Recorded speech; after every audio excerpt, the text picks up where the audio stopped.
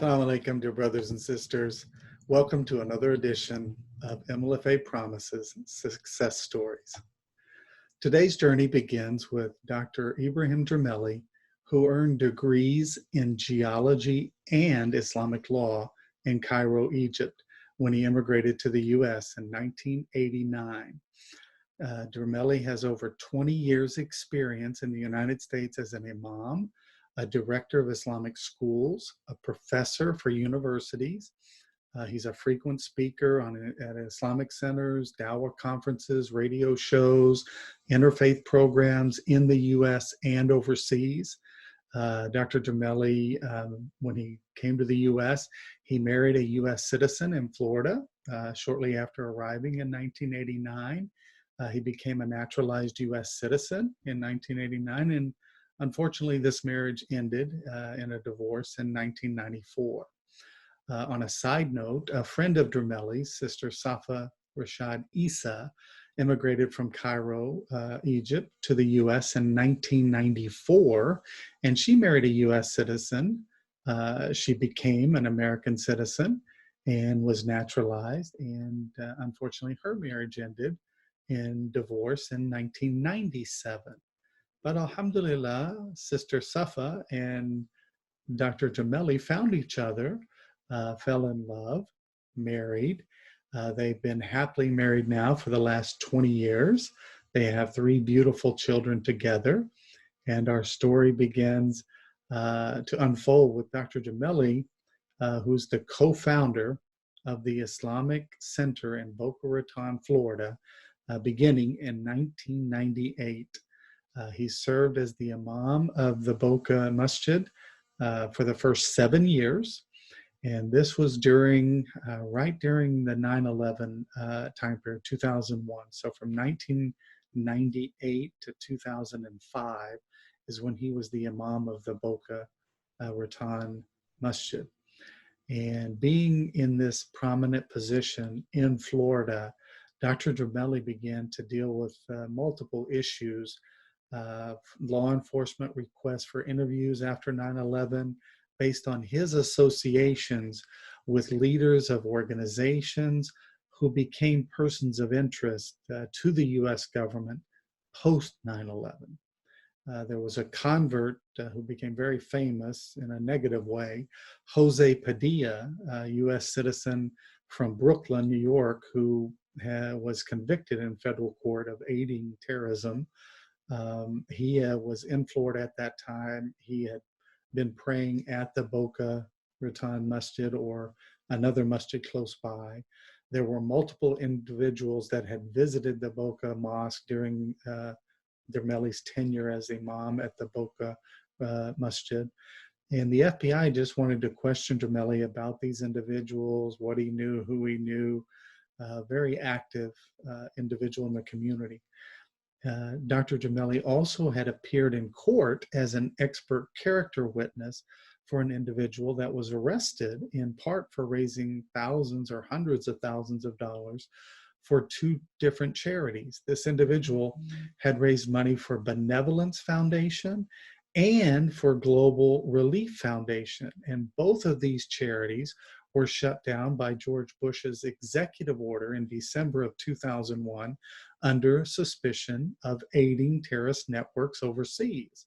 So Dremali's really high profile. He was very active in the community center. It put him under the spotlight after 9/11, and these constant law enforcement requests for interviews, FBI requests for meetings.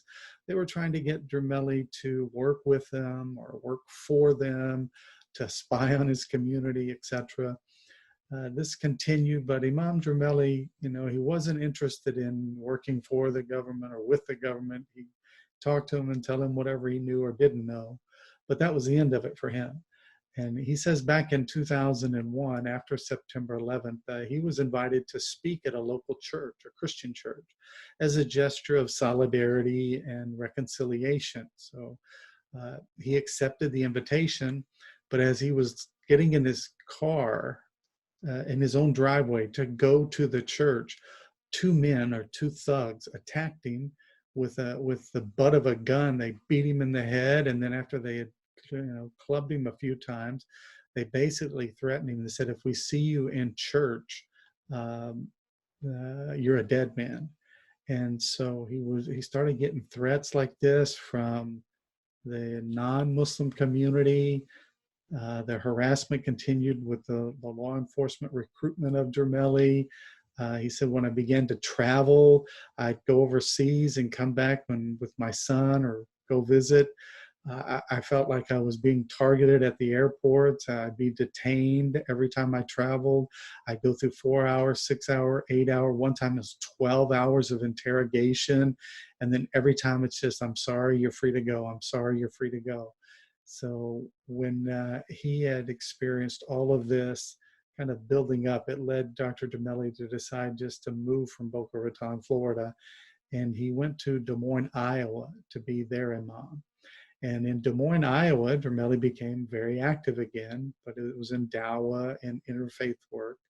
In fact, former Senator Tom Harkin, who was the Iowa senator from 1985 to 2015, appeared with and supported Imam Dremali in many events and endeavors, and on occasion voiced his appreciation of the work that Imam Dremali had made with his life and what he was doing in Des Moines. And yet again, while he was in Des Moines, the FBI showed up and tried to get Dremali to work with them, for them, again, as an informant. And again, Dremali refused. So eventually, Dremali moved to Texas because he got an offer to lead an Islamic school. And he accepted that position. But when he moved down to Texas, the story kind of takes even a more tragic turn when his health begins to failing. Dr. Dremali was diagnosed with cancer. It was spreading rapidly in his body, and he took a very aggressive chemotherapy to treat the cancer. And alhamdulillah, the chemo was successful, and it put the cancer in remission. But the treatment was so harsh on his liver started shutting down, and he became in critical need of a liver transplant. His health again deteriorated to a point that he couldn't travel even a few blocks to make salah at the masjid. And he lived just 1 or 2 blocks from the mosque. He became very sick. He was weak. He was bedridden, in and out of the hospital on a daily basis, and in need of a liver transplant to live, to survive. I mean, it was critical. And it was at this moment in his life where he could barely walk or even open his eyes at times. Dr. Dremali was of the character that during this sickness, he held firm to the belief in Allah. He would ask no one for help. He would just kind of, like they say, grin and bear it, and just pray that Allah would save him, more or less. And so in this patience of Job and all the trials and tribulations that none of us would want to go through, out of nowhere, out of complete nowhere, Imam Dremali's house was raided. There were 3 different law enforcement agencies who stormed his house and arrested Sheikh Dremali and his wife Safa Rashad Isa. And in the condition that he was in, and barely able to walk, barely able to make it on a day-to-day basis, 3 agencies made a huge scene at his house. And what were the charges? What was this all about? They said that there was some type of fraud in the immigration or the naturalization process. And Dremali was saying at the times that if there is anything, these charges are ludicrous, and that the byproduct of a vindictive grudge by the law enforcement agencies that have been trying to recruit me, that I won't work with them, and they're mad at me. So this was his story. But when the dust settled, you could read the newspapers and the headlines. I'll read one for you. It says, a prominent Islamic scholar has been arrested along with his wife on federal charges that they married other people to get U.S. citizenship. Ibrahim Dremali and Safa Issa were arrested by immigration agents, Arlington Police, and FBI on October 6th, and a warrant is out of Des Moines, Iowa. So they're making headlines. And this imam with ties to a mosque in Florida and Iowa have been arrested on immigration fraud charges.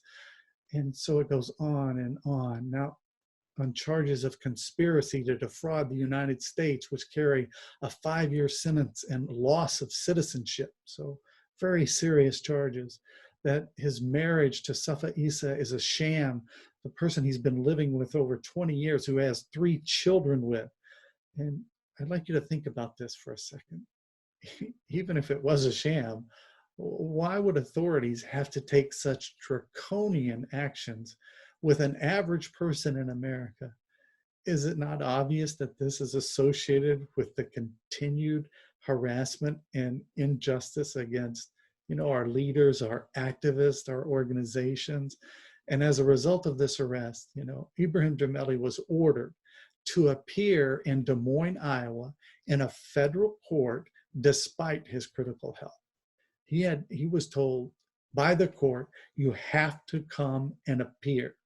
And traveling such a distance would surely not only endanger him, it could kill him. His life would be threatened by travel. This is where the Muslim Legal Fund stepped in. And we defended Imam Dremali and his wife's legal rights to stay first in the hospital in Texas and not be forced to go to Iowa to stand trial. And alhamdulillah, we were successful. Dr. Dremali was allowed to remain in Texas to receive the medical care that he so desperately needed. Now, in addition, he eventually received the liver transplant that saved his life. And MLFA went on to get the government to leave Dr. Dremali and his wife alone in Texas and stop pursuing his citizenship revocation and the trial in Des Moines. So all of it ended.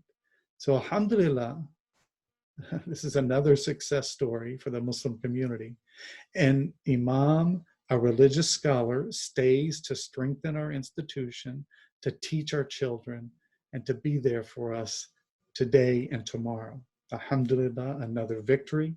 Again, MLFA is on the front lines of justice, protecting our rights, our liberties when it matters the most.